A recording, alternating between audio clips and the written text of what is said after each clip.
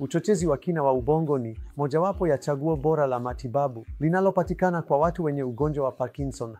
Na matibabu haya si tiba mpya. Hii imekuwa ikipatikana kwa karibu zaidi ya miongo mitatu. Na India tunafanya hivyo kwa zaidi ya miaka 10 nchini India. Na hii si upasuaji mkubwa, tunaita kama upasuaji wa tundu dogo. Ni karibu sawa na pasemaka ya moyo. Hii inaitwa kwa maneno rahisi tunaita kama pasemaka ya ubongo. Tunaweka elektrodi mbili ndogo kwenye ubongo, kisha tunaunganisha kila kitu, elektrodi na beti ndogo, kifuani. DIBS inaboresha mitetemeko ya mgonjwa, ugumu polepole katika shughuli zao za kila siku, kutembea. Na diskinesia. Diskinesia inamaanisha baadhi ya harakati zisizo za kawaida za mikono na miguu kama harakati za kucheza.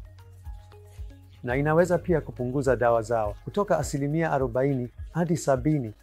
DIBS hii inaweza pia kufanywa kwa watu wenye mitetemeko mingi kama mitetemeko muhimu, mitetemeko ya dystonic, na watu wenye dystonia, ugonjwa wa Parkinson, na pia baadhi ya matatizo ya akili kama vile unyogovu, Tourette syndrome na kifafa pia. DIBS hii inaweza kubadilisha maisha kama itakupa moja ya maboresho ya ajabu au ya kushangaza katika ubora wa maisha yao. Watu daima huniuliza kama kuna hatari yoyote na DIBS.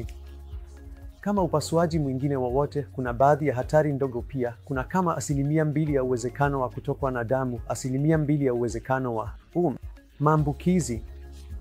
Hii inaweza kutokea na upasuaji wowote kama upasuaji wa tumbo au upasuaji wa mguu. Ni upasuaji mdogo.